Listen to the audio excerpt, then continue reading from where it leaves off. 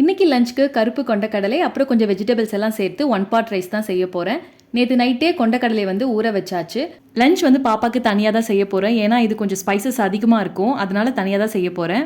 Morning பிரேக்ஃபாஸ்ட்டுக்கு தோசை தக்காளி sambar. Mini தோசையில் கொஞ்சம் கேரட் பீட்ரூட் எல்லாம் துருவி போட்டிருக்கேன். பிடிச்ச வெஜிடபிள்ஸ்லாம் ஆட் பண்ணியிருக்கிறதுனால கண்டிப்பாக சாப்பிட்ருவாங்க. ஆனாலும் ஒரு சேஃப்டிக்கு பிளெயின் தோசையும் செஞ்சு வச்சுருக்கேன். தக்காளி சாம்பாருக்கு ஒரு 3லேருந்து 4 ஸ்கூப் போல் பருப்பு எடுத்து ஒரு 3 விசில் வச்சு எடுத்தாச்சு. அதில் பாப்பாக்கு எப்பயும் போல் பருப்பு கொஞ்சம் தனியாக எடுத்து வச்சுட்டேன்.